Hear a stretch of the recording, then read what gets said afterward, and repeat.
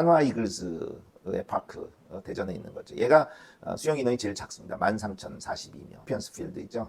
얘는 수용 인원이 27,000명이고 14년도에 건축된 아주 대구 삼성 라이온스 파크도 마찬가지로 29,000명의 삼성과 기아의 관중 증가가 가장 급격하게 이루어진 것을 봤었는데, 그런 것들이 가능한 게 이런 수용 인원이 상대적으로 크기 때문에 경기장이 그렇다고 생각합니다. 여기서도 한번 그래서 경기장을 살펴보도록 하겠습니다.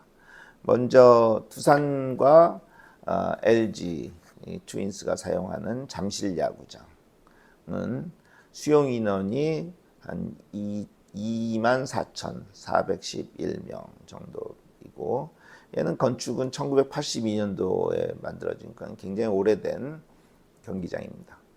다음에 키움 히어로스는 고척 스카이돔을 사용하고 있는데 수용 인원이 22,258명 정도고, 얘는 2015년에 건설된 것입니다.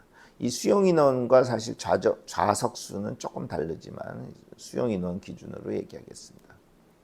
그다음에 인천 SSG 랜더스필드는 수용 인원이 25,000명. 얘는 2002년도에 건립되었고요. KT 위즈 파크가 수원에 있죠.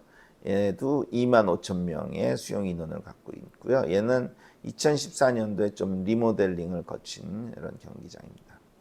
그다음에 한화 이글스의 파크 대전에 있는 거죠. 얘가 수용 인원이 제일 작습니다. 13,042명.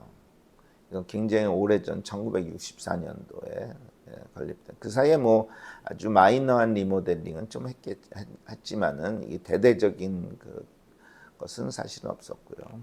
가장 열악한 경기장 환경을 갖고 있습니다. 그다음에 기아 타이거스는 광주 챔피언스 필드이죠. 얘는 수용 인원 27,000명이고 2014년도에 건축된 아주 좀 그래도 신형 경기장이고요. 그다음에 대구 삼성 라이온스 파크도 마찬가지로 29,000명의 29,178명이죠. 2016년도에 가장 최근에 이렇게 건립됐다고 볼 수 있겠습니다. 그래서 이 아까 삼성과 기아의 관중 증가가 가장 급격하게 이루어진 것을 봤었는데, 그런 것들이 가능한 게 이런 수용 인원이 상대적으로 크기 때문에 경기장이 그렇다고 생각합니다. 그다음에 창원 NC 파크는 22,000명으로 얘는 가장 최근 2019년도에 건립된 것이고요. 마지막으로 롯데 사직 야구장 27,500명으로 얘는 좀 오래된 1985년도에 건립된 것입니다. 이런 내용을 한 표로 이렇게 잘 정리해 놓았습니다. 그러면은 2019년과 2024년을 비교한 데는 보면은 별 차이가 없죠. 왜냐하면 지금 여기 표에 보이는 모습이 수용 인원이 2019년도에도 그랬고 2024년도에도 동일하니까 경기장의 외적인 어떤 영향력이 관중의 증가를 가져온 것은 별로 없다라고 우리가 볼 수 있겠습니다. 보통 우리가 이 노벨티 이펙트 이런 거는 어떤 새로운 요인이 도입되면서 오는 효과 이런 것인데, 즉 예를 들어서 NC 같은 경우에는 2019년도에 노벨티 이펙트가 있었을 수 있겠죠. 그때 새로운 개장한 거니까. 그다음에 뭐 삼성 라이온스도 2016년도에 개장했으니까 그렇게 멀지 않고. 좀 이런 노벨티 이펙트가 이제 시간이 지나면서 없어지잖아요. 오히려 그러니까는 2019년도엔 좀 노벨티 이펙트가 있었을 수 있는데, 그 다음에 이제 2024년 그런 게 없어졌을 테니까 관중 감소가 오히려 있으면 있지, 관중 증가는 이런 경기장 때문에 발생하는 관중 증가는 없었을 것으로 우리가 생각이 됩니다. 그러니까 지난번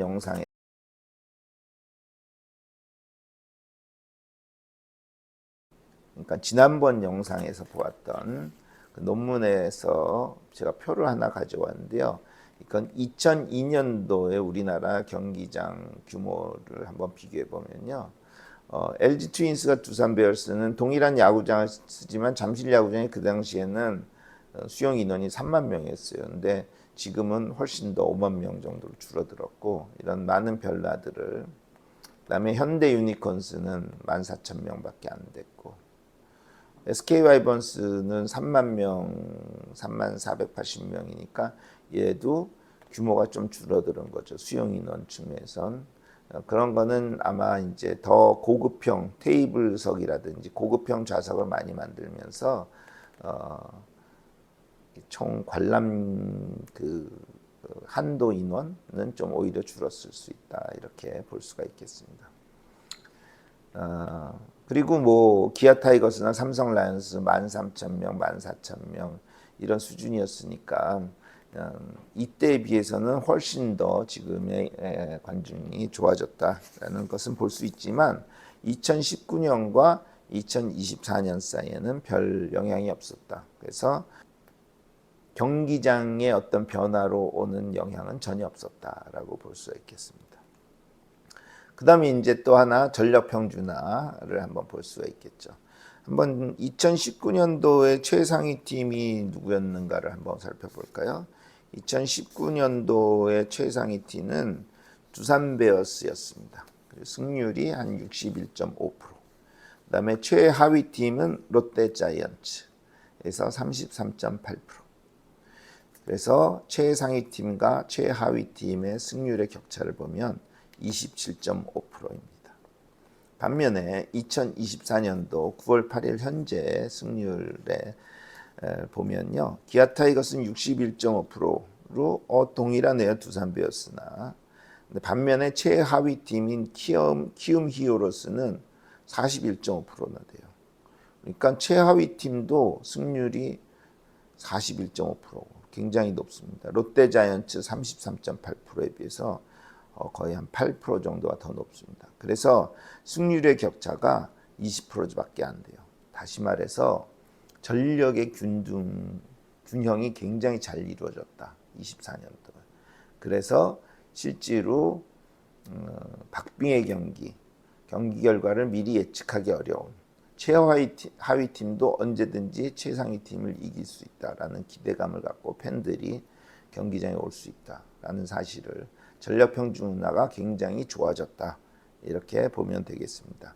그래서 좀 더 엄밀한 이제 지표로는 승률의 표준 편차 이렇게 볼 수 있는데, 얘가 한 0.072에서 48로 줄어들었으니까 거의 한 30% 이상 개선된 것으로 보입니다.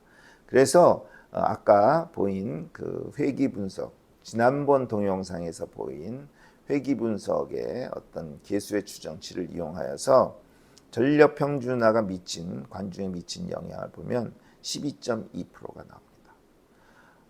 그러면 지금까지 얘기한 내용을 한번 요약해 보면은 2019년도에서 2024년도로 총 관중의 변화는 약 43%가 증가한 것인데, 지금 분석한 거에 의하면 소득 효과가 한 2.7%, 그 다음에 전력 평준화가 가져온 효과가 12.2%, 한 15% 정도가 됩니다. 그러니까 나머지 한 28%는 아직 설명을 제가 하지 못했습니다.